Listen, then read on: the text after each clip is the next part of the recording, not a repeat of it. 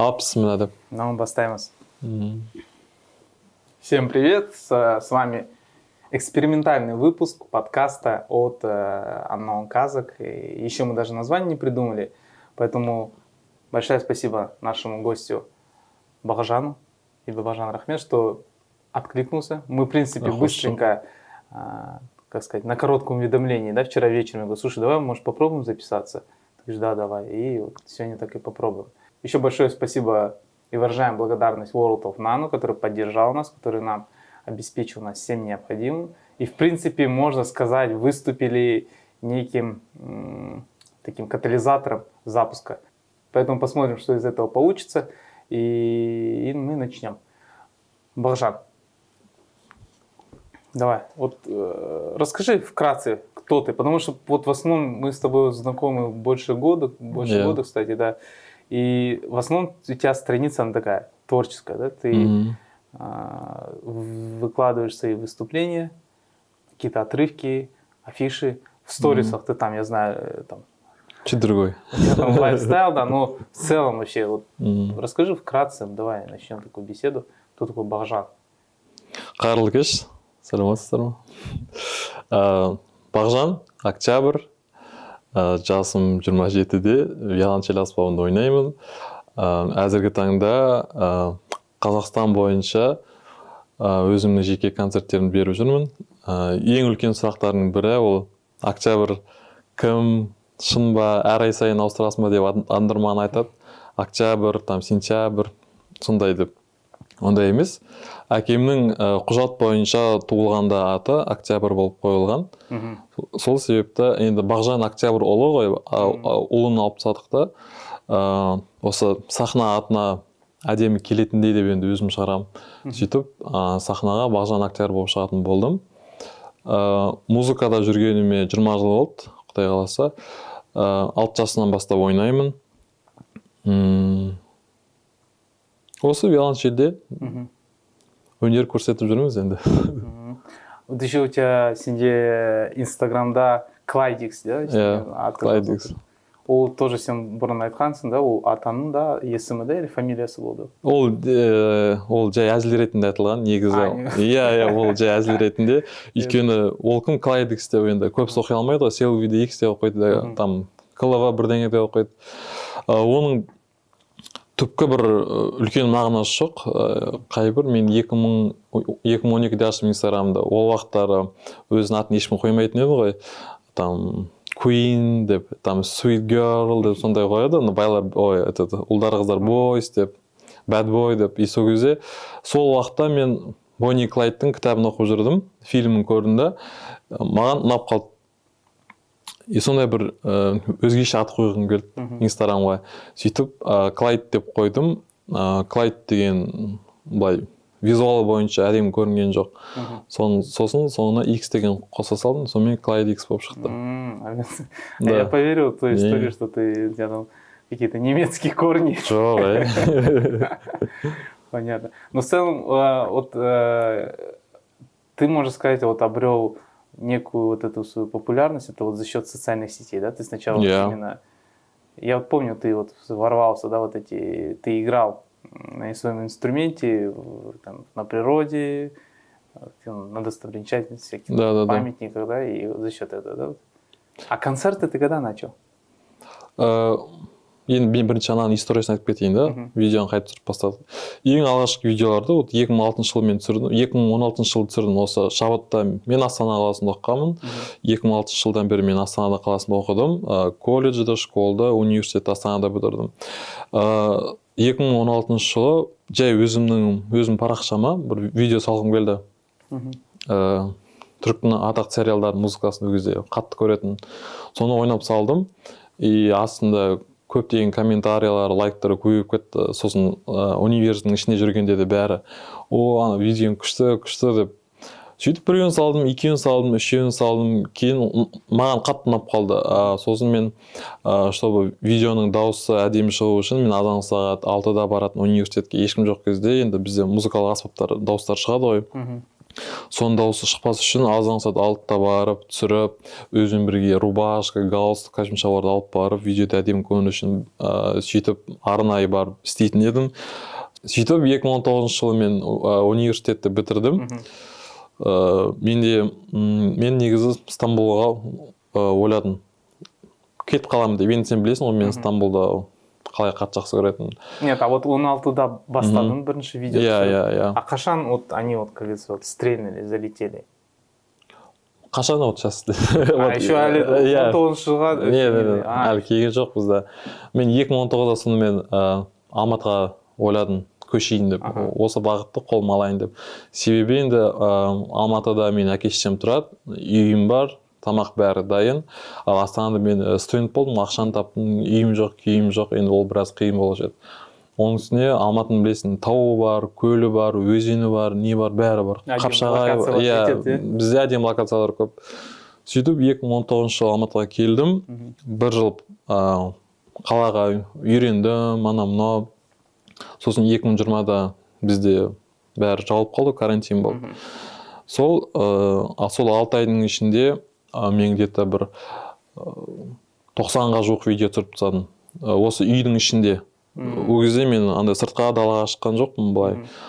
Осындай бөлмеде, осындай тоже өзімнің комнатамда, өзімнің ұйықтайтын диванымда былай жылжытып, артыма шкаф қойып, гүлдер қойып, шапан қойып, әртүрлі осылай істейтін. Атрибутик. Да.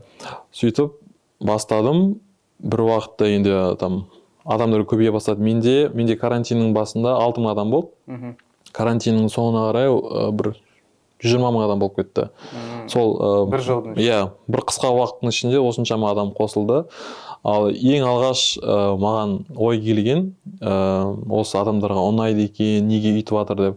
Себебі ол уақыттар енді қатты карантин болды. Сосын маған андай скорый помощьтан немесе бір кәдімгі врачтар звондайтын еді. Сіздің музыкаларыңызды бізде ауырып жатқан апа кемпірлерге, ата-апаларға қоямыз. Сіздің музыкаңызды тыңдаған кезде олардың там жүрек қағыстары орнына келеді деп. А я просто для себя снимал, просто в кайф. Думаю, сосын саған прям сондай болып кеттік па деп. Сөйтіп ашылды карантин. Бірінші видеоны үйімнің артында мындай ашық жер бар, айдала бар. Сол жаққа екі қарындасымды алып бардым, мен видео түсіремін деп түсірдім, япырай.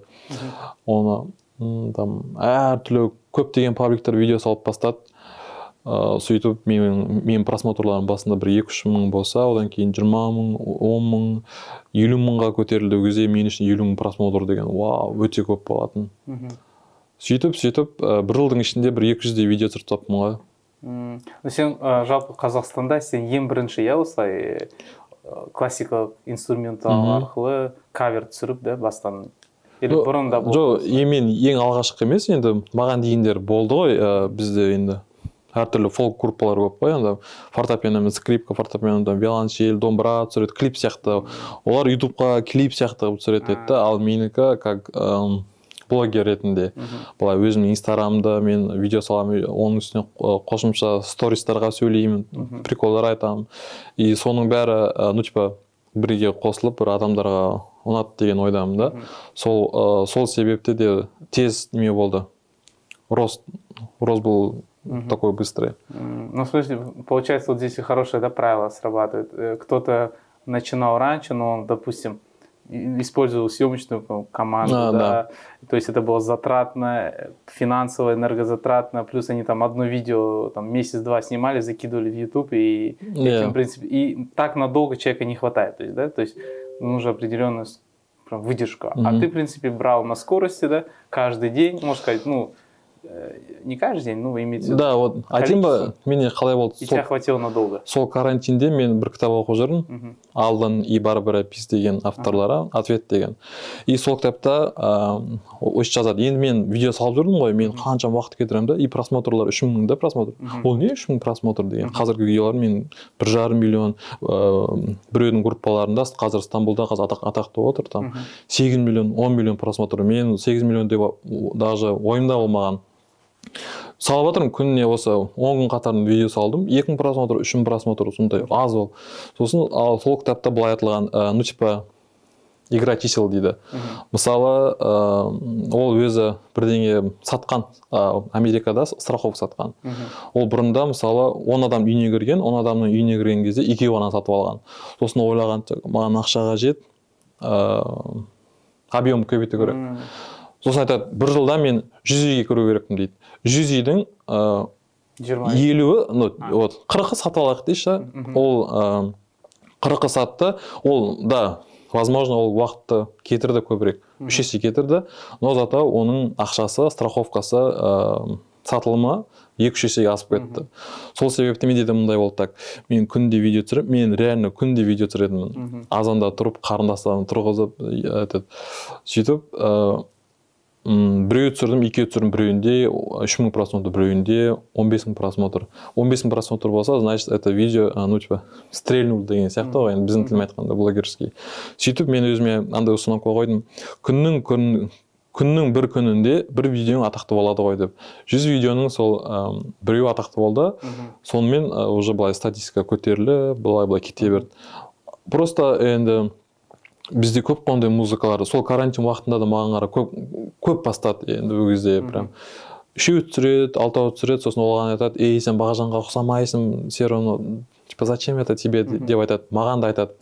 Маған көп айтады. Мен былай айтайын, осы 2016-та шабытта түсіріп жүрген кезде маған кейбір достары, мұғалімдер күлетін, ой, ты там играешь музыку из сериала деп. Мен сол кезде мен ойлайтын, кажется, токсичный. Да, ну, окей. Маған ұнайды. Ну, типа, классикалық музыканың жағынан да я был, ну, типа, лучшим в университете. Менде ешқандай бір комплекс жоқ, то, что я не смогу там сыграть Баха или там Гайдна, поэтому я играю музыку из «Черной любви». Нет такого. Я и в школе был хорошим виолончелистом, я занимал все первые места, университетте де. Ну, просто енді менің жолым осыған кетіп қалды да. Маған ұнайды, халыққа ұнайды, оның зияны жоқ. Сонымен қызық былай ғой, 2019-да мен Алматыға көшіп келген кезде мен Құрманғазы атындағы консерваторияға оқуға түстім. Сол жерде де көп мұғалімдер айтатын, играет он там, сидит, көзінің қарасы в горах. Лучше вот в классе играл бы деп. Ол былай болды. Бізде барлық музыканттар жиналды и әрқайсысы ойнап отыр ғой, отдельно. Я сыграл хорошо свою партию, и она такая, и мұғалім айтады да, енді мұғалім жақсы мұғалім, мен айтып тұрған жоқпын жаман деп. Бүйтеді, ох, оказывается, ты играешь, а я думал, ты только вот көзіңнің қарашы, и типа играешь в горах деп. И в общем, сондай, ондайлар көп. Даже менің жақын достарым, туысқандарым тоже күлетін. Ой, сен ана тауда виолончелін тасып жүрсің ба деп. Сөйтіп, сол карантинде мен әңгіме не үшін келіп еді. Карантинде де музыканттар көп болды, видеоға түсіретін. Біреу түсіреді, 2 түсіреді, 3 түсіреді, олар ойлайды, жоқ просмотр аз, айтады, значит, это мне не нужно, мен ұнамаймын деп. Мен мысалы 2016 жылы неге атақты болған жоқ, мен бағым 2020 жылда ғана ашылды. А вот сколько у тебя заняло время? Через сколько время видео какое-то стрельнуло, ты понял, вот люди начали подписываться, и ты понял, что, знаешь, ты вот это нащупал?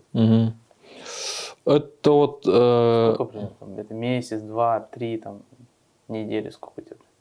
Вот ты начал снимать. То вот смотри, он 2006 2016-да сен бастадың, сосын тастадың, иә? Иә, Алматыға көштің. Алматыға көштім. Алматыға карантин бастады. Сен үйде қанша? 100 видео түсірдің? Да. 100 видео түсірдің. Сол 1000-ші видеодан кейін сенде вот ты понял, что вот начали подписываться и такой пошел уже, значит. Ну, 20-30 видео ғой. Ну, в принципе, тоже быстро. Ну, тоже быстро, но потому что я вот так было. Біз сенімен таныстық қой Грузияда. Сен сол кезде маған айтып едің ғой, вот когда ты открывал Unknown Kazakh, сен барлық атақты блогерларға жаздың да. Менің поддержите наш блог, анау деп. Мен де сөйтетімін. Мен бүкіл блогерларға... Да, мен саған жазғам, да. Я не ответил. Я всем писал, айтпақшы мен жазғам, диясқа мен қолда деп. Қолдаған жоқ. Шутка. Нет, әзіл. Мен сөйтіп бәріне жазып, мысалы... Потом я покупал рекламу бір пабликтарда. Я бір 2-3 теңгелік реклама. 2-3 теңге я могу позволить. Енді ол кезде сен білесің ғой, пабликтардың немесі қанша тұратын рекламасы, там 500 мың, миллион теңге. Менде онда қаражат жоқ. Сол арзандарын бүйтіп, сөйтіп. я искал разные ходы. Мен айтайын ба, ол былай емес, видеоны салып қойдым, түсірдім, ондай емес. Ну, типа, анализ жасау керек. Бірінші, мысалы, 30 адам комментарий қалар ма, сол 30-дың бәріне жауап беріп, сенде там визуал у тебя стоит, как будто 60 комментариев, да? Адамдар говорит, значит, он такой, ну, типа, интересно, у него много комментариев. Потом видеомда я вот так делал, ну, типа, отправлял всем ливый адамдарға, чтобы олар ашып қараса, маған просмотр келеді ғой. В общем, соның оймен істемегені жоқ қой. Сөйтіп, былай, шықлап. Қазір ол бір видео сап қоясың, сторисқа, да, и там взлетает. Да, вот на самом деле, я вот, кстати, знаешь, одной из тоже причин, когда я запускал свою страницу, я в то время смотрел Гарри Вайнерчук, ютубер, Гарри Ви его зовут, он вообще там, я так понял, с первого поколения иммигрант, польские, они в Штаты переехали. И он рассказал, я, говорит, хотел запустить свой YouTube-канал, начал видео снимать.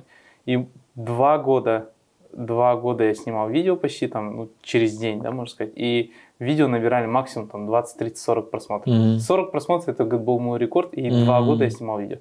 И когда мне, говорят, люди приходят и говорят, у меня не получается там выстрелить, да, в YouTube или в каких-то сетях, я у них спрашиваю, говорит, сколько ты, говорит, снимаешь? Он всегда говорит, ну, там, месяц, там, 2-3. Он говорит, а я 2 года. 2 года, говорит, ну, то есть постоянство, да, и когда-то ты должен нащупать вот эту свою коронную силу, и тогда быстрее, да? Әрине, мен білеймін, ол қатты айтылған сөз шығар, бақтан мені кім айтады? Әкем айтатын. Бред маған айтты да, и у меня вот тут как звонок такой. Типа, ұра берсең, Құдай да құлайды дейді. Он такой, мысалы, Құдай сен, мысалы, скажем, да, вот, он такой, сен бірдеңе істеп сұрап жатсың, ол саған бермейді. Сен сұрай бересің, и он такой в конце. И берші осы диасқа, что он хочет? И он тебе откроет двери, потому что он устал, да, например, или он поверил в то, что ты реально хочешь. И сол кезде сондай ситуациялар болады, андай сол үшін нужно идти до конца. Да, ну, то есть, да, это, по сути, настойчивость, помноженная, да, на твои же какие-то таланты, скиллы, да, и это приведет результат. Потому что много я знаю ребят, которых вот даже вот в моей сфере были намного интереснее страницы, они не выстрелили, потому что рано сдались. А вот если ты помнишь, вот ты сейчас, например, в Инстаграме и в ТикТоке есть возможность, да, сейчас выстрелить заново, то, мне кажется, года 2 назад было очень сложно было пробиться, потому что он был уже на пике, вот эти алгоритмы поменялись. Я еще ол кезде вайндар андай прям топта болды, а блог, чтобы там кого-то читает, который умничает. Или ты представь, қазақтар, да, виолончель музыкасын тыңдайды деген, это же как бы лет 5 назад, мне кажется, такого вообще никто не мог подумать. А сейчас же, ты же сам знаешь, что адамдар ойбай ұрысып қарылысып келеді. Оны ешкім ойлаған жоқ қой, мен де ойлаған жоқ ондай болады деп. А концерттерді сен қашан бастадың? Ең бірінші концерт 2020 жылы 6 желтоқсанда болды. Это Грузиядан кейін ба или Грузияға дейін? Дейін. А біз Грузияға қашан бардық? Бір жыл бұрын, 2021-дің где-то 3 ноябрьде, да, қараша айында болды. Менікі енді ол концерт, андай концертпен өзіме бір установка қойдым, план. Я всегда делал вот так. Июльде мен 15 видео түсіру керек қой. Осындай локация, осындай жерде. И у меня был четкий план всегда. У меня не было такого, что 2 күн жатып, нет, июньда Бағжан сен видео түсірген жоқсың. План 15 видео, ты должен отснять. И мен 2020-ға бір план қойдым енді. Өзің жеке концертін қой деген сияқты ше. Менде цель ол кезде ақша, даңқ емес, андай мен реально Құдайдан тілейтін, вот мен концерт берем, 20 адам келсе екен деп ше, мен күнде тілейтін, типа, вот мен мысалы афишаны аштым, и никто не придет, это же все же будут типа угорать же. Еще билеттер 5 теңгеден болды. Мен ойладым бір максимум 40, но Құдай, пожалуйста, минимум 20 адам келсінші, чтобы я не опозорился деген сияқты ше. Ничего, вот бір күнде мы продали 75 билетов. Алматыда бастадым. Я, Алматыда бір күнде продали 75 билетов, а там и такие вот стулья у нас были вот на 70 человек.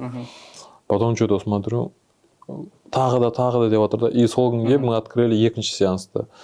сөйтіп 2 сеанс бізде sold out болды. У меня, короче, мозг в шоке, что происходит. И сол кезде мен бірінші бір қомақты ақша тапқам. Я такой прям қуанып, прям күшті болған. Сен сол кезде жұмыс істедің ба? Я ол кезде мен жұмыс істеп жүрдім. Ол кезде мен оқып жүрдім, стипендия болды. И это соңғы курс, бакалавр, да? Нет, это магистр первый курс был. Магистр. Да. Это сен 20-шы жылда, сен 25-те болдың, да? 24-те? 24-те болдым, Ага. И работал параллельно? Сосын мен бізде Алматыда ішек аспаптар ансамбль бар, Камерата Казахстана деген. Ол біздің Қазақстандағы ең мықты оркестрлардың бірі. Ол жаққа жұмысқа көру енді екінің қолынан кіре бермейді там. То есть отбор жесткий? Ну да, там прям нужно играть. Вот қосымша сол жерде жұмыс істеп жүрдім мен. А ты там вот в основной группе прям играл? Я. А зарплата какая была, если секрет? Так, бірінші келгенде 3 айда бір 60-70 мың болады.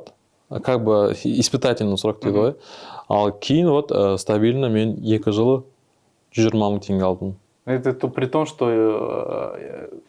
республика, да, ең мықты оркестр. Да. 120 мың. Да. Это вот почему 120 мың? Типа выслуга лет? Или как вот в мире искусства вообще вот распределяется? Мне вот интересно. Почему 120? Откуда взялось это? Нет, это просто ставка ғой.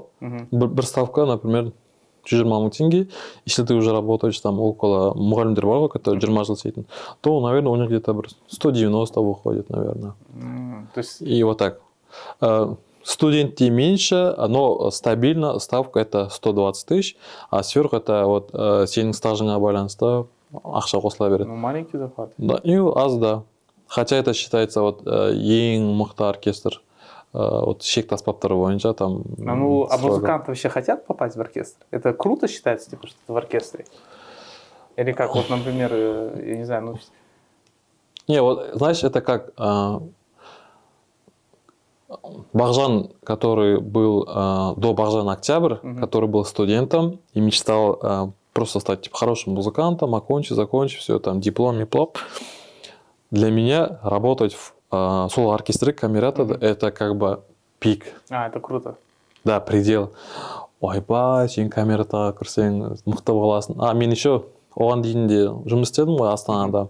Астанада мен 3 жыл бойы Академия Союз деген неме бар, оркестр бар. Ол да ең мықты оркестр біздің Қазақстан бойынша. Ол бірақ базасы Астанада ғой, ал Камерата Алматыда. Я там работал 2-ші курстан 4-ші курстың соңына дейін жұмыс істедім. Мен студент болғандықтан менің ставкам 0,5 дейді. 36 мың теңге. Да, я жартысы. 36 мың. А полная ставка 72 мың. Да. И там реально такие было в то время.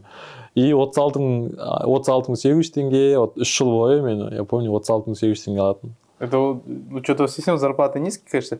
Это в сфере культуры в Казахстане, это везде такие низкие зарплаты? Вот в театрах я тоже знаю, что, ну, мне кажется, невысокие, да, зарплаты? Қалай айтсам болады, в среднем, бүкіл Қазақстан бойынша, если это госучреждение, да, там вот ставка вот сейчас вот, кажется, 150, 100, наверное, да, вот 100-дан жоғары. Полставки, кажется, стоит 70 тысяч. Ну, что-то совсем маленькое. А если в регионах, сколько там? Вот... Мне кажется, так же. А вот ең көп төлейтін ол Астана опера, өйткені он находится... Казна, бірдеңе, короче, у них есть типа спонсора. У них же еще же этот, ну да, возможно, у них и спонсоры есть, как попечительский какой-нибудь совет, но у них же еще и продается хорошо, у них всегда аншлаг почти.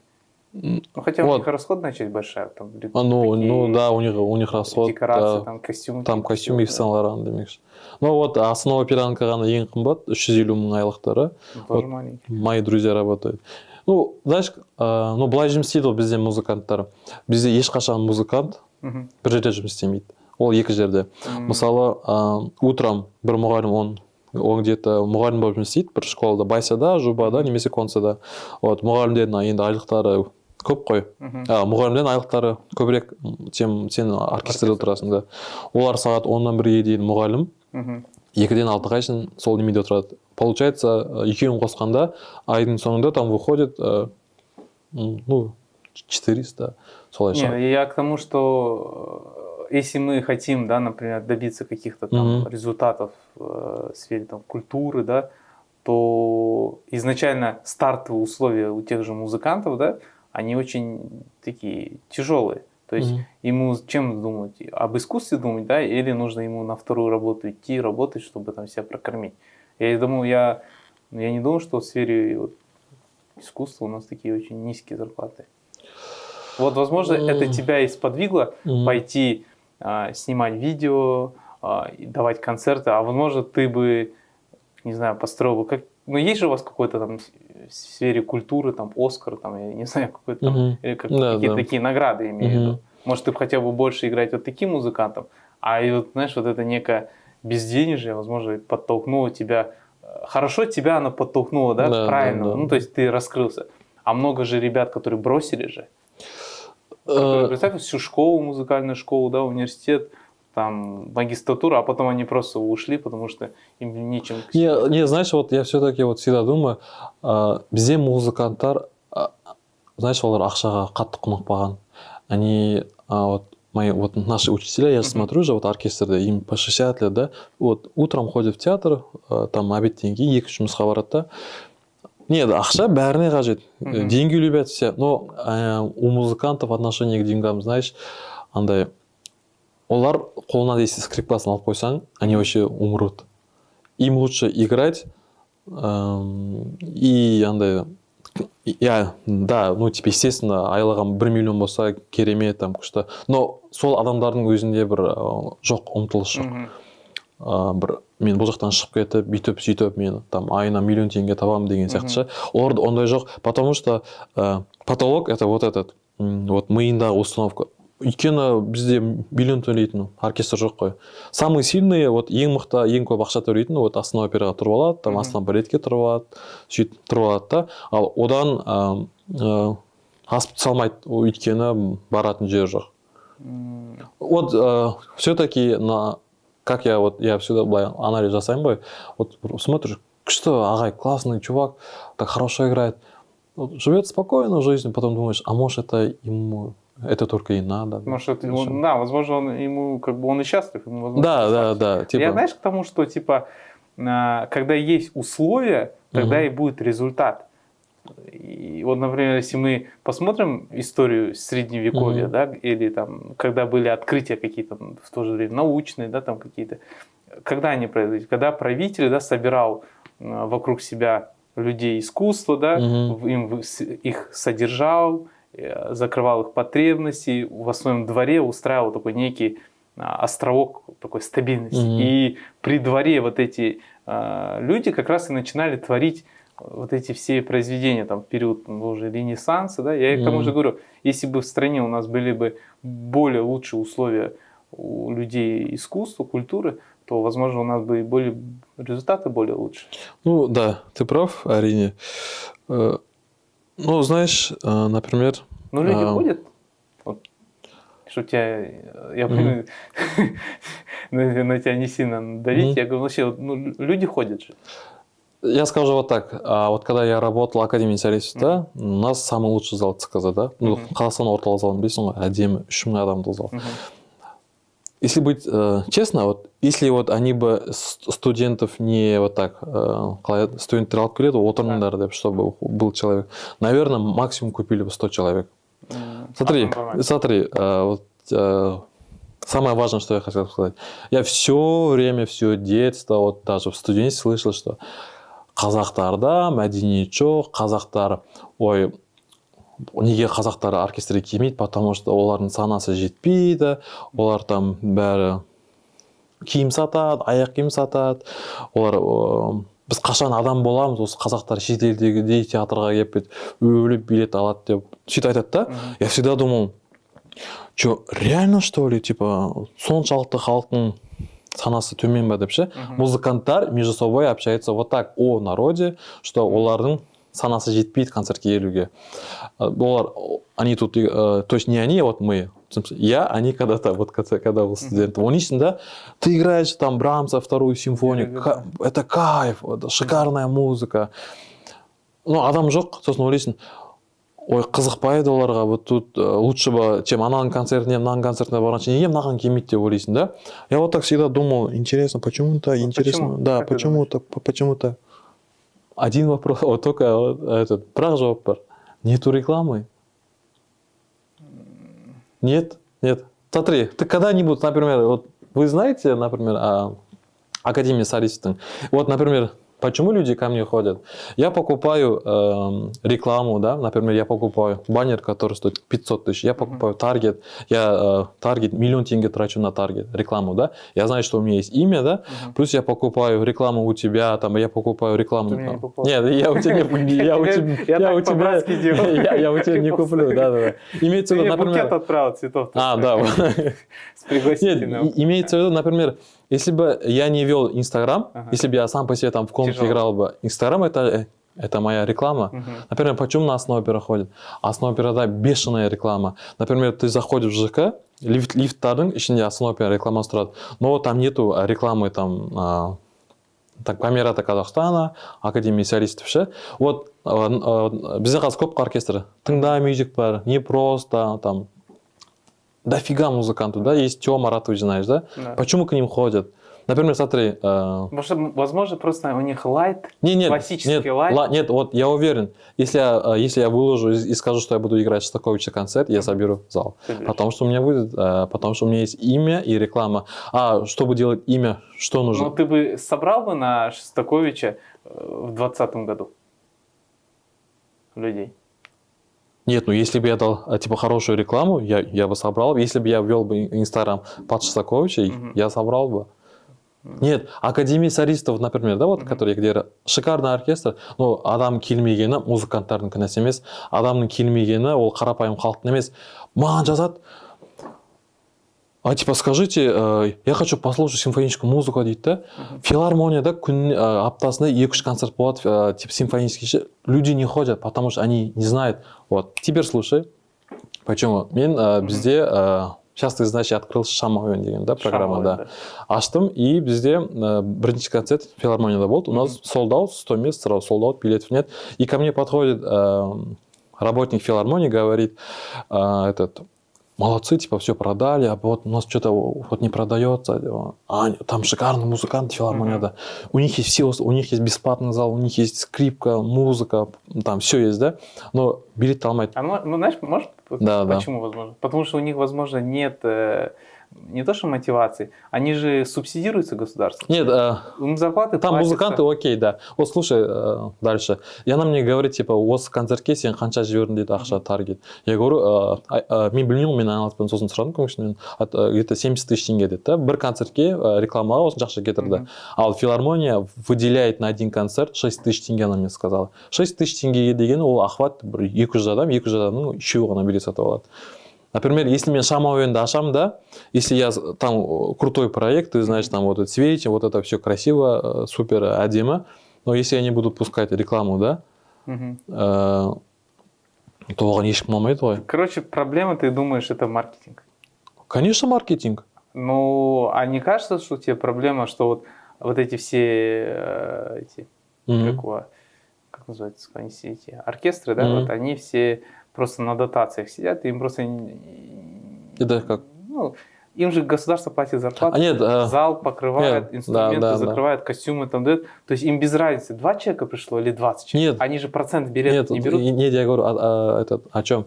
Что, да, оларға бәрі кесі кезі, кемесі кемейді, да, ойнап отыра береді. Но они же говорят же, что адамның халықтың санасы жоқ. Ну, смотри, ты можешь быть, смотри, я вот так говорил, ты можешь быть крутым музыкантом у себя в комнате, да, бәрін жамандайсың, ой, Бақжан там играет там музыку турецкую, а этот играет такой весь офигевший у себя сидит, там вот так шпары все играет, да, но если ты не можешь свой талант показать, продать, как говорится. Продать, ты комнатный музыкант. Нужно уметь бәрі нет, просто мен бұл жақта ешкім жамандап тұрған жоқпын, я просто хочу, адамдар білмейді, что там филармония, да, идет сегодня Брамса, вечер Брамса, да, люди не знают, если бы они знали бы, они пришли бы. Ну, возможно, да. Ну, тут, наверное, тогда тоже соглашусь с тобой. И, наверное, еще здесь надо систематически смотреть. То есть, как-то подправить, то есть если вот симфонический там оркестр работает, да, какой-то вести KPI, да, если, например, в зале собирается 100 человек, да, процент с билета распределить, ну, то есть как-то замотивировать людей, чтобы они, чем больше людей приходило, тем лучше было. Тут можно мотивировать только, которого продают билеты, это маркетинг. Например, Алматыда филармонияда, я скажу, осыған дейін у них не было, инсты не было, там просто они закидывают афишу. И қай уақыттары 2019 жылы ол жаққа SMM-щица болып, Айнұр деген қыз келді, вот я с ней работал. И этот филармонияда всегда бір 100 адам, 200 адам отырады, музыканттар ей, сол отырды ғой, там жалдың жартысы деп. И когда она пришла, SMM-щица келді, она сама пианистка, но в вуз училась вот на SMM-щика. И вот она начала вести Инстаграм, бір күшті видеолар салып, афишаны әдемі қылып ше, там вечер Шопена деп ше, например, The Best of Chopin деп. Сондай бір әдемі афишалар қойып, она снимала разные видео. И за 2 года, когда она работала, я не мог купить билеты, потому что вот на The Best of Chopin я не мог купить билет, просто послушать музыку Шопена, потому что у них был постоянно типа sold out. Я думал, ой, филармонияда по-любому я сейчас зайду и там куплю. Нет. Постоянно sold out, у них там подписчики, ну, типа, выросли где-то на 10 или 20 тысяч. Она ушла, там нет продаж. Там нет продаж. Ну, она сейчас ушла, типа, в другой театр. Теперь там продажи. Там продажи хорошие идут. Вот теперь, вот мы пришли к тому, что тоже интересная тема. Вот она мне пишет, Айнур, я с ней хорошо общаюсь, потому что она вела мой один проект. Кстати, Айнура Казахстандағы единственный SMM-щик музыкант. Я, например, не могу себе найти SMM-щика, я не буду искать, потому что этот человек должен знать о музыке, там, да, там какие-то опросы устраивать. Да. Нет, он SMM-щика жоқ, поэтому она типа нараслават. Короче, я хотел Айнур себе взять, я говорю. Айнура қазір театрда жұмыс істейді. Там, наверное, у нее зарплата, да, вот ставка, да. Я ей сказал, вот я ее позвал к себе, я сказал, вот у меня есть, ну, типа, детский проект, мен балам Моцарт, есть, типа, Шамовен. Давай мен саған театрдан 2 есе ақша көп төлеймін деп айттым, да. Она такая, нет, Бажан, тут дело не в деньгах, дейді. Ойбай, не болды десем, я устроилась в театр, дейді, я хочу, ну, типа, развить, я хочу, чтобы в театрах, о театре знали все, я хочу, чтобы народ ходил, я только думаю, прикинь, я сказал, типа, 2 есе ақша көп төлеймін дейді, она говорит, нет, сейчас у меня цель, дейді, театрда 2 жылдың ішінде мен аяққа тұрғызу керекпін, там продажи я должна, типа, там, увеличить. И все, прикинь. Неравнодушный человек. Да. И что я хотел сказать, вот она мне пишет, Бақжан, типа, билеттер ақырын сатылып жатыр дейді, да. И, короче, ақырын сатылып жатыр дейді, я говорю, ну, блин, деймін, да. И, в общем, былай, вот біз кеше екеуміз ақылдастық қой. Как правило, театрларға ходят орысша сөйлейтіндер. Как бы солай. Нет, давай вот сейчас смотри. Да. Первое вот закроем, да, вот ты сказал, что халық емес мәдениетсіз, а кінә маркетинг. Да. Первое, да? Да, кінә маркетинг, да. И вот солай. Өйткені, вот, например, базарда, мысалы, менің концертіме, я могу сказать, ұялмай, например, и ходит, и миллионер ходит, да, который вот весь в Гуччи, да, и ходит человек, который продает сәбіз на базарда, 60 теңге, да, ходит. Например, екеуінің Инстаграмдағы контенті екі түрлі, екеуінің қиыншылығы жағы да екі түрлі ғой. Мысалы, сәбіз сататын адам, аяқ киім сататын адамның, он же не будет искать вечер классической музыки деп. Оған өз алдынан келмесе да, например, оған шықпайды ғой. А, например, на адамда, оның окружениесі сондай, который театрға баратын, и он такой ходит. И к чему это хотел? Вот. Театрларға өңкенде әдемі киініп алғандар, орысша сөйлейтін, как бы андай бір сондай бір адамдар барады деген ой қалыптасқан ғой. Например, айтады, ой, театрға бару үшін там типа әдемі көйлек киіп бару керек деген. Нет, вот эта установка она хорошая, что әдемі киініп бару керек деген ше. Но типа как комплексы, да? Да, вот это, да. Сен білесің, то, что менің аудиториямның 80% типа қазақша сөйлейтіндер, мен өзім қазақша сөйлеймін. Это не потому, что мен ойбай, там орыс тіліне қарсын. Жоқ. Менің тілім қазақша. Если мен орысша сөйлейтін кезде, мен, наверное, судай орысша сөйлейтін едім. Мен орысша сөйлесем, қателерім бар, например, ше. Сол менің өзім жан дүнием қазақша, менде ешқандай бір установка жоқ, что орысша сөйлемеу қажет деген сияқты. И менің Сосын маған Айнұр айтады, ол мен айтамын да, в общем, Айнұр маған айтады, типа, ана блогер шақыр, андай өңкей орысша крутой, мысалы, ол блогердің контентіндегі адамдары, ее подписчики, это вот по-любому орысша сөйлейтіндер, да. И я говорю, ну, типа, зачем ты стараешься орысша сөйлейтіндер шақыруға концерт? Они и так и хоть раз в жизни были. Если ты хочешь там культураны развить етуге, пользу принести, то ориентируйся. Скажу вот так, ойым бөлініп кетті. Қазақстанда все равно былайша айтқанда 80% қазақтар, 20% басқа ұлттар ғой. Ну, в целом общий, да, картинка. Соның 80%-ің бәрі қазақша біледі. Но бәрі көбісі орысша сөйлейді, потому что вот это 20% элита, вот это все, типа орысша сөйлеген. Жоқ, не элита, вот, например, блогерлердің бәрі типа орысша сөйлейді ғой. Контенті орысша. И поэтому вот это бәрі орысшаға ауысып кетеді да. Но мысалы, қалай айтсам болады, мен оны, я не знаю, я не хочу такой пример делать. Біздегі көп блогерлер, например, там подписчиктары 500 мың, 600 мың, да? Ал, например, ең көп подписчик, самый активный подписчик, это же, как бы считается, Кадырбаев. У него там 1 000 000 подписчиков, да? И есть девушка Фариза.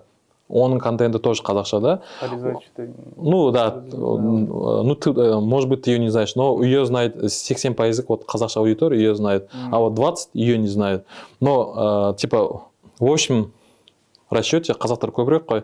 Например, типа, зачем мне ориентироваться на 20%, которые орысша сөйлейтіндерге? Я лучше буду ориентироваться на 80%, которые вот на 70%, тут охвата больше. И плюс, тут дело не в деньгах и не то, что я хочу быть типа знаменитым. Сол қазақтар 80% бұрын соңды болмаған театрда, олар маған келеді, например, же. Вот мен айтып тұрған, например, сәп сататын адам да маған келеді. Например, сәп сататын адам театрға бармауы мүмкін. Ал мен Инстаграмда видео саламын, там тауда видео саламын, и сөйтіп ол көреді, да? Это же реклама же все. Ну да, он уже, по крайней мере, поймет, что ему нравится. Да, есть такой, нет. Да, ол ойлайды, например, ой, Яншел деген, қойшы, дауысы гүрілдеп, адам шиқылдап дейді, да? А тут я играю музыку, ол ойлайды, мынау дауысы әдемі екен ғой, мынау көздің қарасы ойнап жатыр, мынау, типа, там, Игра престолов музыкасы ойнап жатыр дейді, да? И, оказывается, это можно слушать, и келеді. Я говорю, вот, мен Айнұрға айтамын, сен зачем, типа, ориентируешься на орысша сөйлейтіндер? Все-таки везде контент ты, значит, делится. Если у тебя русскоязычная аудитория, да. 1 человек стоит 9 тенге. Если у тебя аудитория қазақша сөйлейтіндер, 1 человек стоит 2 тенге. Серьезно? Да. А теперь представь. Нет, это откуда такое вообще? Это вот так, например, смотри, скажем, крутой блогер, у нее там... по рекламе? Да, по рекламе. Потому что здесь, да, долгое время был такой стереотип, что казахскоязычная, қазақ тілді аудитория, ну, типа, ақшасы жағынан төменірек. Вот, да. Вот, я говорю... 2 на 7, конечно. 7 тенге разница. Ну, ол солай, например, мысалы сен аудиторияң қазақша, сенде бірақ 1 000 000 подписчик, там лайки 100 000, да, бірақ сенде аудитория 600 000, да, лайки там 50-60 000, но сенде орысша сөйлейтін аудитория болса, наныкі типа қымбатырақ болады. Өйткені оныкі орысша сөйлейтін аудитория, там... А мне еще, знаешь, как я вот почему у меня есть тоже мысли насчет этого. Потому что в основном профессия маркетинг, там пиар, вот это все... Долгое время в основном была такая не прерогатива, но большинство были как раз и русскоязычные специалисты. Они составляли основной костяк. И они соответствующе выбирали себе вот эту маркетинговую стратегию, разрабатывали. На кого? На таких же, как они. Да. И таких же брали себе блогеров. И долгие годы казахскоязычная аудитория оставалась обделенной. А сейчас, я, по крайней мере, по себе наблюдаю, по крайней мере, кто со мной работает, я вижу, что наоборот сейчас, чем больше становится в маркетинге казахскоязычных специалистов, тем больше, как говорится, на нас стали обращать внимание. Потому что у них раньше был типа вот те 20% русскоязычных, да, они ориентируются тех, кого наган. Они не понимали, что 60 они могут. Они просто их не знали. Нет, разные миры.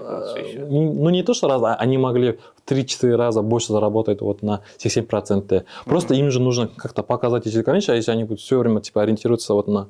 в общем, Айнұрға былай айттым. Сен неге деймін, олар орыс сөйлейтін адам по-любому өмірінде бір рет театрға келіп көрген дедім. Өйткені, ну енді все-таки, я не знаю, так сложилось, бізде сондай енді.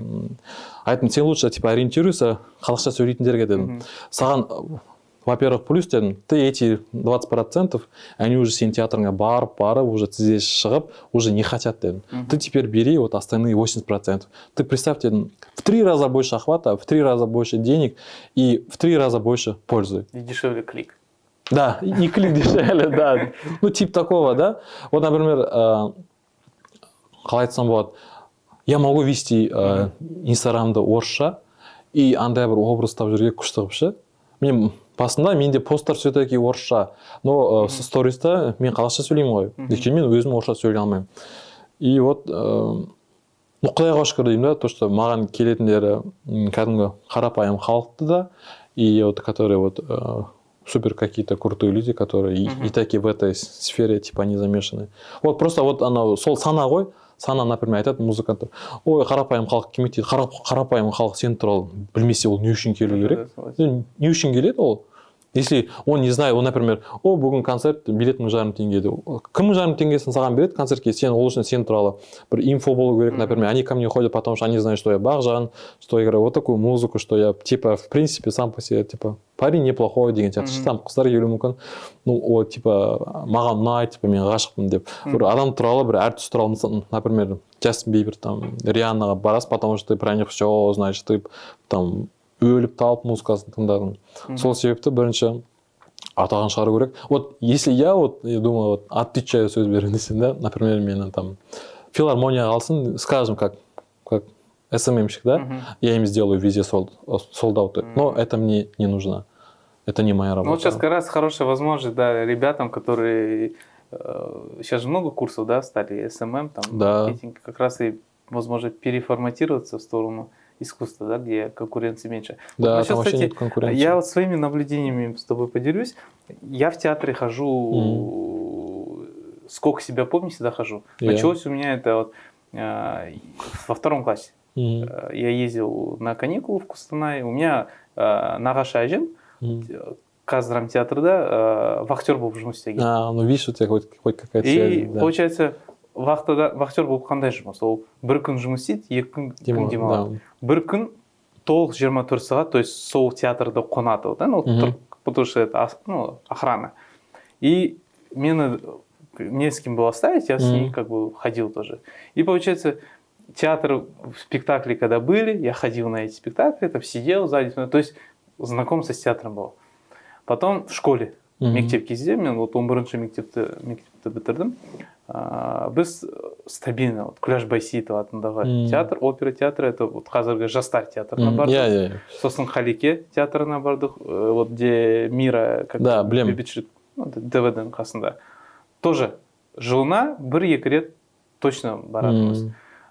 Сол кезде қызық емес болды. То есть это же принуждает, приходится идти там, да.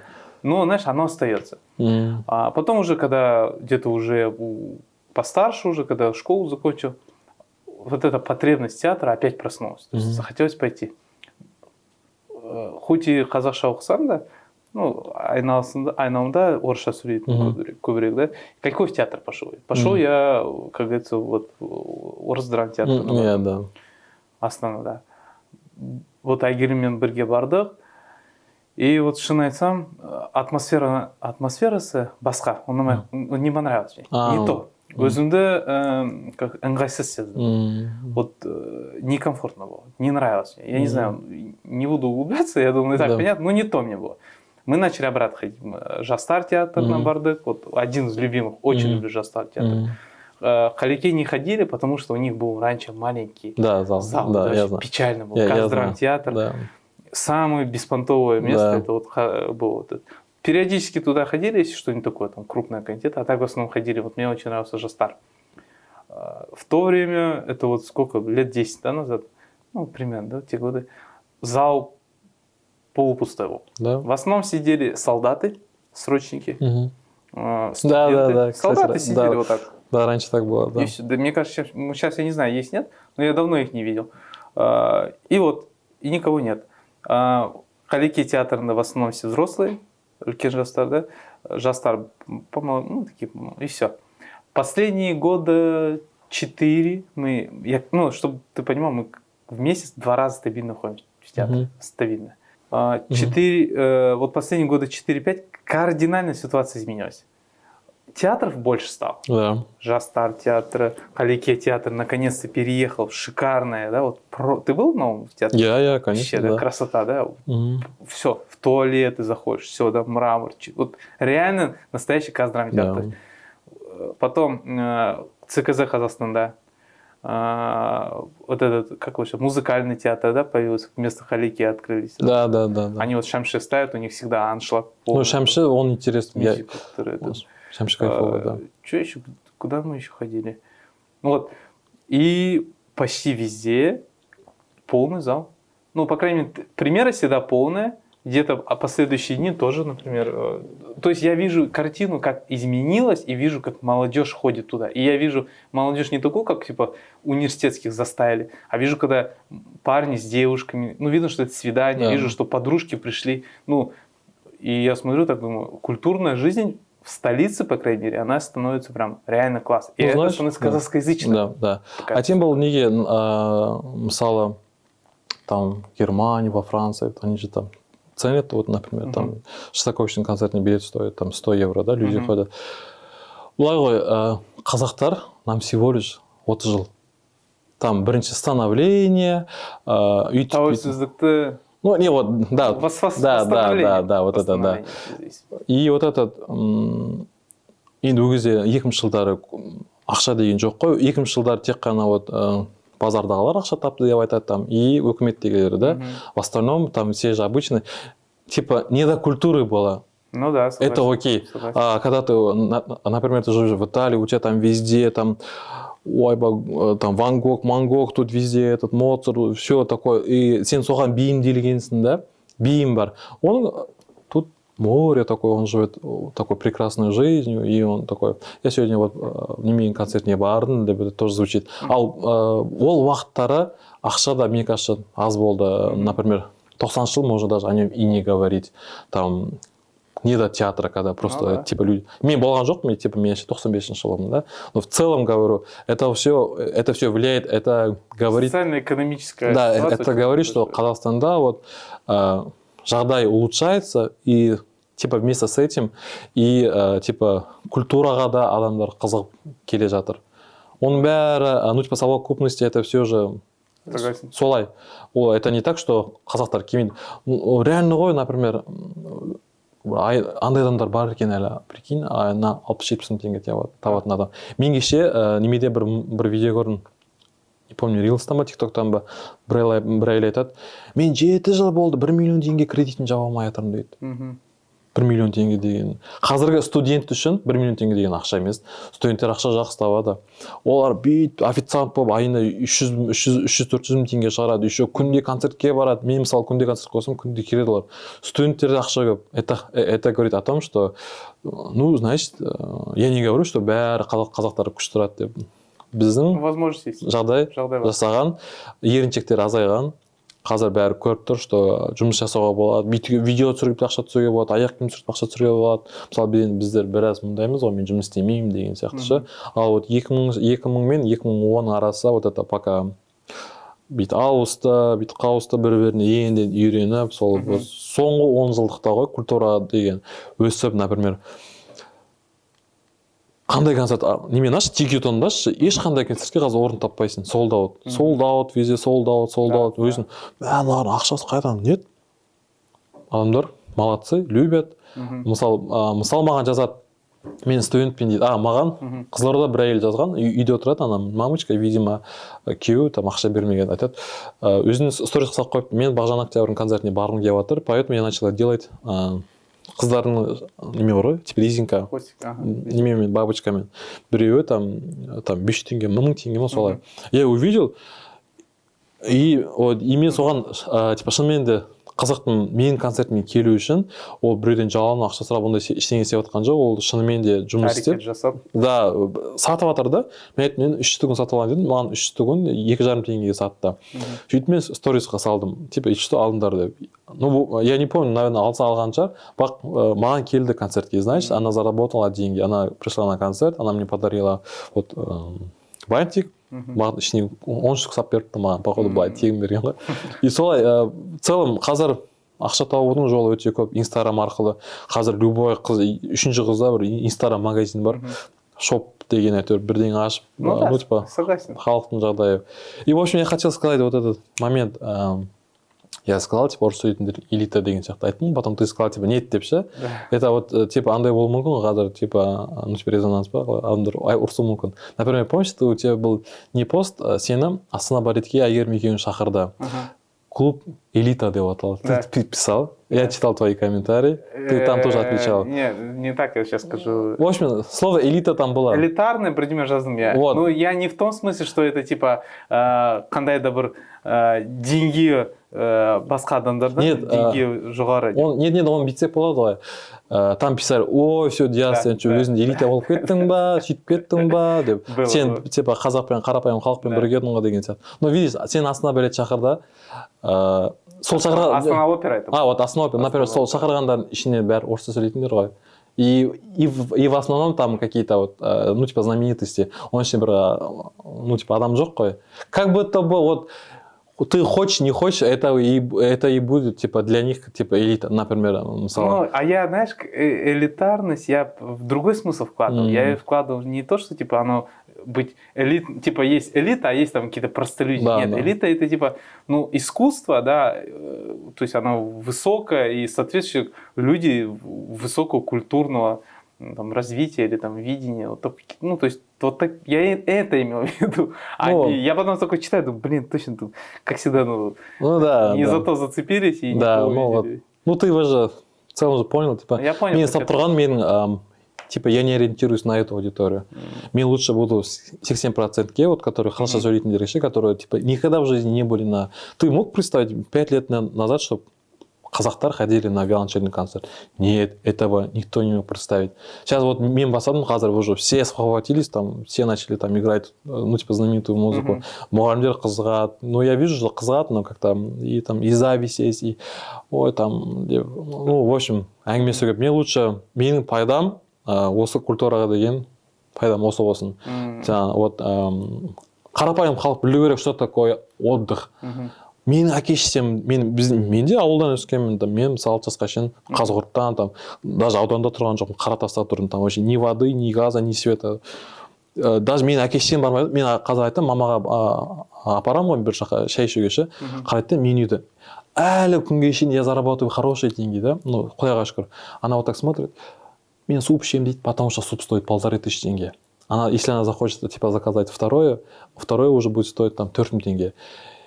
И я не могу соның вот санасын, ну, типа, өзгерте алмай жатырмын ше, әлі күнге шейін. Ты можешь представить? Ну, да. Вот, кстати... Он а потом я писал в сторис, потом все начали так писать. Я думаю, есть меню, где нет цен. Мен мамам бүйтеді, әлі күнге шейін, до сих пор, қарны ашып тұрса да, біз алдында екеуміз театрға бардық, мені шақырды, вот, кстати, Абай операсы шақырды, Қыз жібекке. И соның алдында Алматыда не бар ғой, ресторан, афиша деген. Ну, там бағалар сәл қымбаттау ғой. И она вот так смотрит, я говорю, я сам, короче, сам взял меню. Вот это. Жоқ, мен қарым аш емес қой дейді жататын. Ну, мамы всегда такие, братан. Потом я вот так сделал. Ты хоть бы... Нет, потом психологически я ее вот так сделал. Мамы не такие, а я сам не хотел кушать, но я хотел, чтобы она просто типа в хорошем настроении покушала. Я ей вот так сказал, я понял, что она не пойдет, потому что она будет думать, что я потрачусь. Я сказал, что-то мен қарым аш тұр, барамыз дедім, онда барайық, пойди мектепте қарым аш тұр деп айтты. Потом мы пошли, заказали, там второй стоит 5000, там счет выжил типа на 20 000. Но я счет никогда не показываю. Потому что для них там тамаққа 4000 теңге кетіру қиын болса да, а ходить на виолончельный концерт мен қазір менің басында билеттерім 6000 теңге болды. Я полтора года у меня был тур по Казахстану, билет 6000 тенгеден. Сейчас у тебя по 20 000, знаю. Да? 17. Ну, почти. Сейчас, давай, подожди, про цены сейчас уйдем. Я хочу вот эту мысль дополнить твою по поводу того, что взрослое поколение не умеет отдыхать у нас. Я как-то вот писал посты, почему, вот помнишь, одно время какой-то пошел жесткий хейт, что той, біздің Қазақстан тойлары, да, там свадьбы, день рождения, типа это не вот нужно. Прям они у нас проводятся, да, и люди на них ходят, там все деньги вот как бы так по кругу тратят, и то есть и люди в долги входят, в кредит берут, то есть такая той стал какой-то некой проблемой, да, во время ковида это обострилось, да, потому что там люди начали болеть, и это все равно подпольно проводится. И я себя поймал на такой мысли, что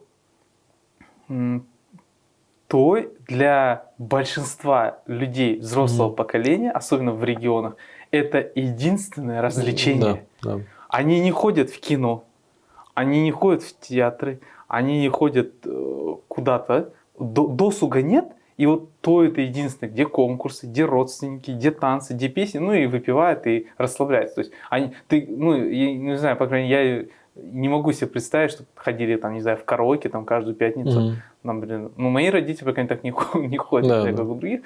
Поэтому вот сама культура проведения времени, досуга, мне кажется, у нас у взрослого поколения отсутствует, поэтому той некие стали вот такие. Я вот Волда Турсуларын, это единственное место, где они все собираются, қазір, да, бәрін жиналып, шай ішіп, тамақ ішіп, әңгіме етіп. Хотя эти деньги можно было бы и на досуг тратить. Вот, кстати, да. Мы с тобой, ты говоришь, сейчас зайдешь на билеты сайта, везде продажи. Вот в этом году в связи с войной, то, что Россия напала на Украину, к нам повалило огромное количество этих российских всяких представителей шоу-бизнеса. Они откусывают пирог ваш, то есть людей культуры и искусства Казахстана, да, шоу-бизнеса. То есть смотри, есть какая-то статистика, например, в 2020 или 2021 после ковида, сколько примерно приехало звезд российских в Казахстан, и сейчас, например? Увеличилось это? И мен олар маған бірде бір зиян жоқ. Саған ладно. Ну, вот сейчас я вот смотри, смотрю, был вот примерно на слух. Я на эти концерты никуда не ходил, но я понял. Вот «Машина времени» недавно в Астане была, Меладзе был, Киркоров был, да. И это концерты идут каждую неделю. Еще немало концертов наши там отменили, забойкотировали, потому что они поддерживают там войну, да. И эти концерты идут вот так. Прям. А еще есть другая категория звезд, среди молодежи, они вот во всех там клубах и в рестобарах выступают. То есть они же занимают концертные какие-то залы. А вот единственная проблема, которую я ощущаю, то, что нету зала. Например, вот ты говоришь, меня не касается. Нет, это не касается меня билет сатылым жағынан. Например, мен 11 қараша күні менде Алматыда концерт болды ғой. Этот зал я забивал, это пятница, это даже не суббота. Я забивал, знаешь, когда? В май месяце. Май месяц я забивал ноябрь, не было суббота-воскресенье. В субботу должен был быть концерт имени Агаларов, короче. И вот әр суббота, это же типа самый кусок же, субботаға сатсаң, типа там круто, там все отдыхают, все могут, у всех выходной. Қазір бір жылға суббота жоқ уже. Мен, например, келесі жылға қояйын дедім. Бізде қазір, құдай қаласа, февральдің 27 концерт. Это и то понедельник, знаешь? Вообще нету свободных дат, нету, нигде нет свободных. Ну вот видишь, и то, что я имею в виду, и ладно бы, что они концертные залы, они же и забирают же деньги. То есть, например, человек хотел потенциально, он мог пойти на твой концерт. У него лежит, он ежемесячно выделил, например, там 20 тысяч тенге досуг. Да, на концерт. И тут приезжает, допустим, ладно, там понятно, что, не знаю, допустим, Киркоров, «Машина времени». Классная группа, Макаревич. Вот, и он думает, приехал Макаревич там с «Машины времени», и неизвестно, когда еще концерт будет. Да. И он пойдет эту 20 тысяч потратит на его концерт, а не на твой, например. Как бы, есть же... Нет, ол жағынан уайым болды, менде бірінші уайым болды. Мен республика сарайын жинай аламын ба деген. А республика сарайын мен 2 аптада жинадым. Как я понял, әркімнің өзінің аудиториясы бар. Қазір мен мысалы 2 жыл бұрын я был единственным концертирующим музыкантом, который играет на инструменте. Сейчас вот таких, как я, много. Көп оркестрлер я могу 7-8 айтуға ше. И что ты думаешь? У всех sold out. У всех sold out. Вот нету ни одного оркестра, у кого нету этот ор. Это бір жағынан жақсы.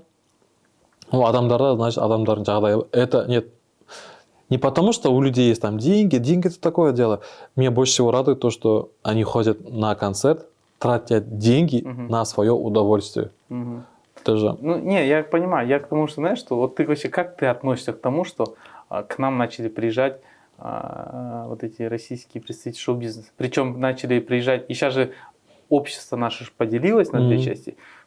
половина начали призывать бойкотировать, потому что они поддерживают войну, они ездят там на ДНР, ЛНР, да, там с концертами, да, фронтовыми, да, там, и потом приезжают здесь, у нас деньги зарабатывают, и обратно там у себя их этот. Вот ты как? Вот одна половина говорит, надо бойкотировать. Кто типа против осудил войну? Ну, добро пожаловать на общих позициях выступайте. Келсе, вот соғысты жақтайтындар, конечно, я не хочу. Бізге ондай адам, мысалы, менде Алматыда концерт болды, и бізде холда Полина Гагарина афишасы тұрды. А я не могу брать, хотя я брал типа в аренду весь дворец, да? Я же забайкотировал. Да. Я ее афишасын көрдім, да? А ты не разгонял это? Я не могу, потому что они вот этот... Не, имеется в виду вот этот, ну не кибер, конечно, буллинг, но вот это в сети, знаешь, типа... Нет, я ничего не писал, но имеется в виду, в целом, как артист, не знаю, немного... А почему ты не напишешь об этом? Противно. Просто то, что... Да, вот это... Нет, я говорю о том, что, например, ее афиша у меня стояла, да? И мен соған тыңдадым, мен жаздым өзімнің, ну, типа, жанымдағы адамға, типа, Должна неге это Полина Гагарина, которая, типа, я вообще ее не поддерживаю, да, если бы там стоял бы плакат там какого-то другого музыканта, который соғысқа қатысушы, это окей, и она же тоже аренда алған, и ол менің қолымда емес. Айтады, ну, это вот, я ничего не могу сделать. Потом же ее убрали. Жоқ, мен саған қалай айтайын, әртістер кигені жақсы ғой, типа, почему бы нет? Но кисе, жөн дұрыстері келсін, ал қалай айтсам болады, например, Филипп Киркоров келді, но есть же фанаты его, которые ждут его. Почему бы им, если адамға приятно болса, например, у меня есть, скажем, да, например, у меня будут слушатели из Ташкента.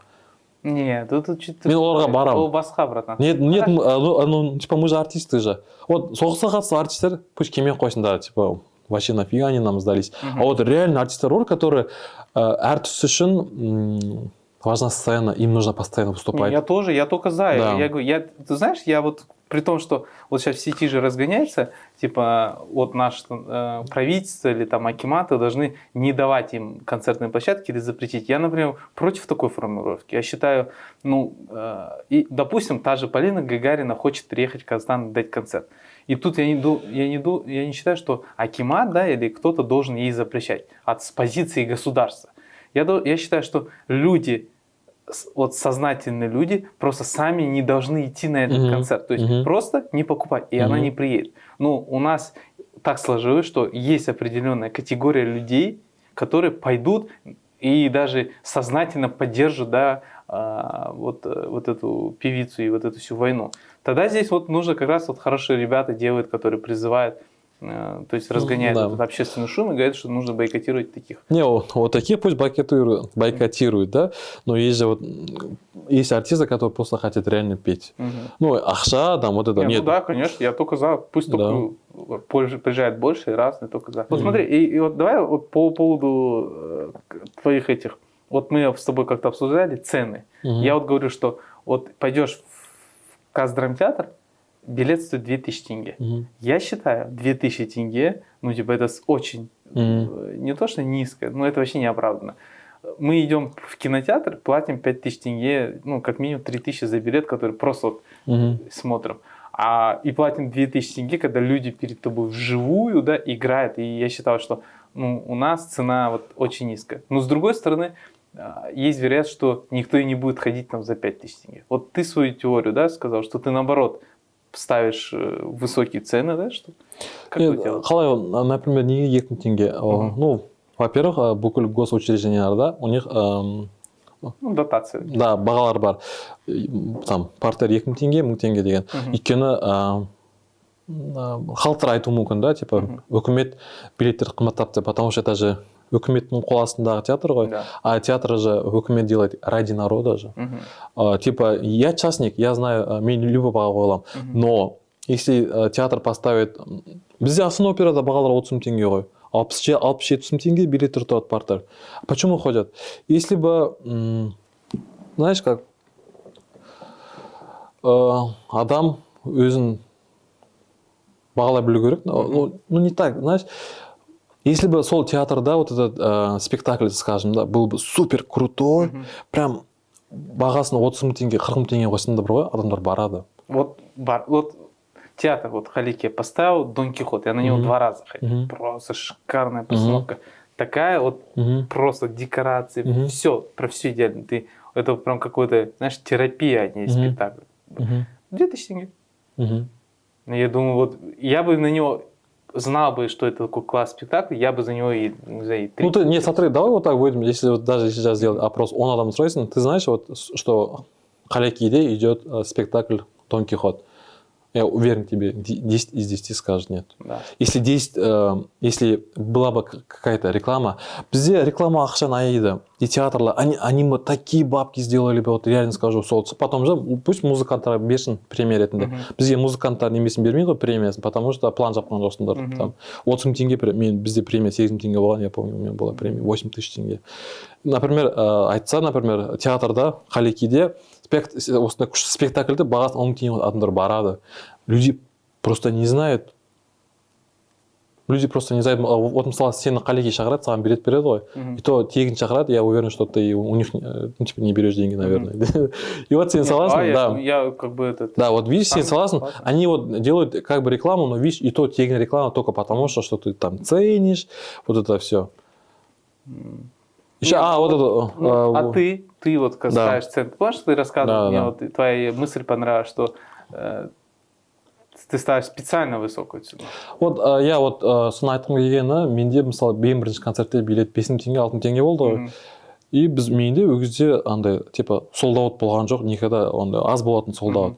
Вот осы турда мен көтердім. Вообще целом бізде мысалы бүкіл концерттердің атақты там Музарт, там Қайрат Нұртастың концерттері там 3 мың теңгеден 5 мың теңге, 7 мың теңге, да? У меня был вот такой коммент был. Шымкентке мен концертке бардым первый раз. У меня билет тогда стоил 6 мың теңге, 7 мың теңге. И мне кто-то оставил комментарий. Даже Музарттың концертіне бағалар мұндай емес қой деп. А я не обиделся от этого коммента. Я даже наоборот, знаешь, Музарт, я все детство их слушал. Это типа айдолы, ну, BTS қой қазір былай айтқанда, да. Думаю, ё-моё, потом думаю, а для меня это даже как-то вот лестно, вот, мне было приятно. И в целом классика, музыка, там, театр, это же типа считается же как бы высокое искусство. Да, нет, он бұрын айтады, типа высокое искусство, да. И мен бағасын басына 5 мың теңге қойдым, арзан тиімді ғой, нормально. А у меня папа такой, ол да әнші ғой, олардың үйреніп қалған ғой, 2 мың теңге, 3 мың теңге, он такой, 5 мың теңге қымбат, туысқандардан ұят болады деп, алмайды деп, у них страх нет. Мы продали, везде продаем. И мен, пока я делал концерт, вот 2021 жылы, вот қалған оркестрлер, вот тоже как я, у них билеты стоили 15-20 тысяч. И я сказал, типа, я поднимать не буду, потому что изначально у меня была цель, чтобы каждый казах и вообще человек пришел на мой концерт. Есть люди, которые 10 мың теңге қымбат. 6 мың теңгені плюс-минус могут позволить бір жерінен тиіп, сығып, қарыз алып, там 6 мың теңге шығару оңай. Да? Это цена для всех.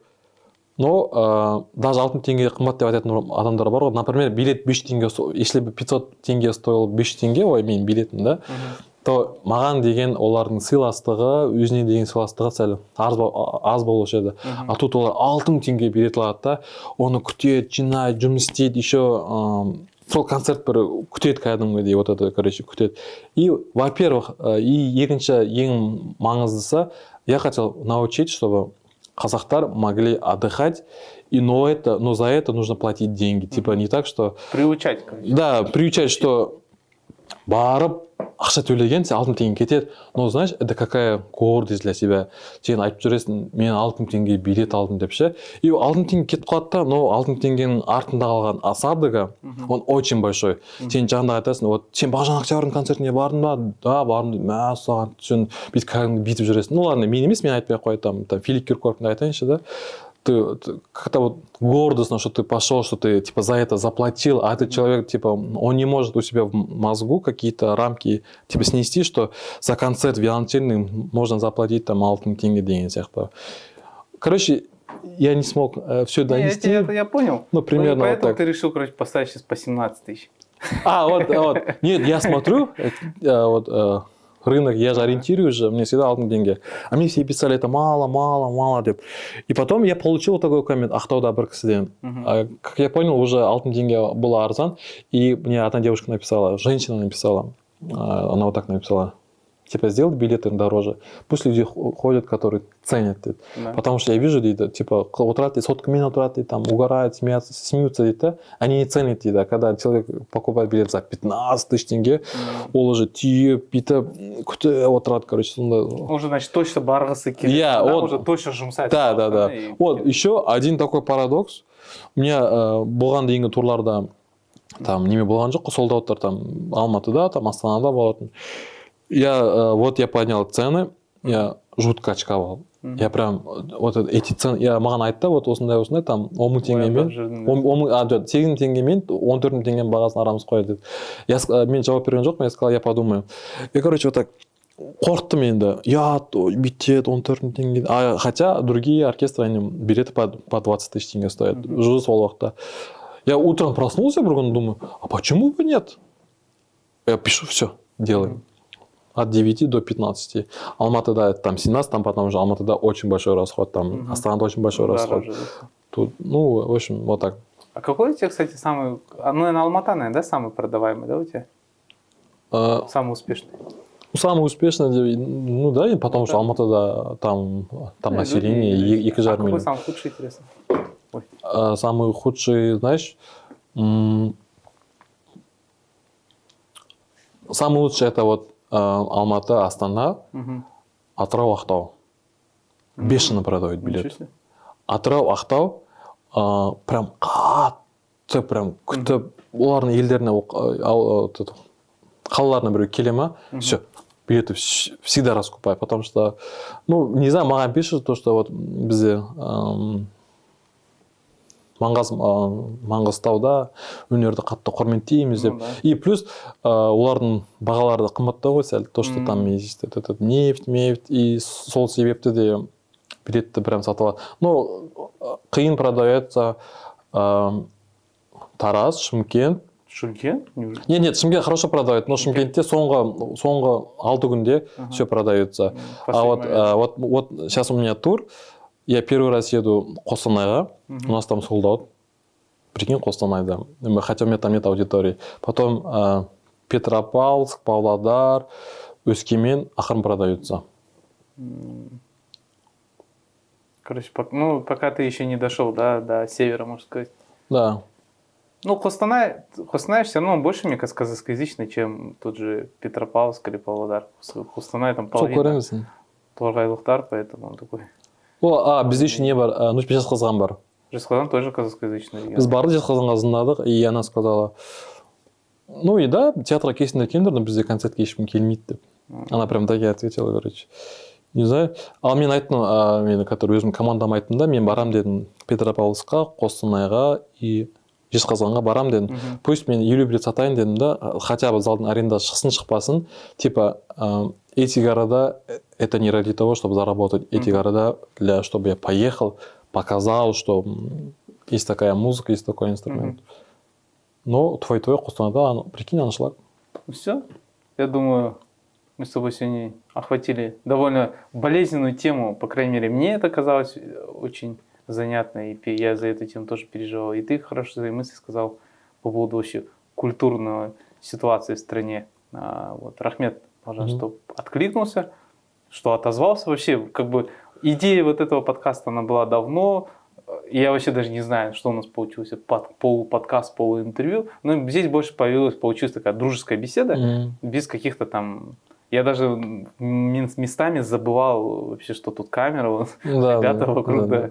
То есть настолько вот, как әңгімесіне беріп, тыңдап, было потому что очень интересно. Вот и тебе большой рахмет. Я надеюсь, что-то из этого получится. По крайней мере, я посоветовал бы людям искусства, театра, музыки посмотреть это видео. Где-то, возможно, вы найдете полезные для себя ответы и какие-то там инсайды. Все. Я не знаю, когда выйдет. Сендерге рахмет шақырғандарыңа. Бізде Қазақстанда оншалықты бәрі жаман емес. Жақсы, күннен күнге концерттер көбейіп жатыр, әртістер көбейіп жатыр, халықтың да жағдайы көтеріліп келе жатыр ғой. Сол себепті бәрі әлі алда. бұл тек қана бастамасы болсын, бастысы аман болайық. Қазақ Рахмет. мәдениеті жассын. Қазақ мәдениеті. Қазақ Иә. сахнасы.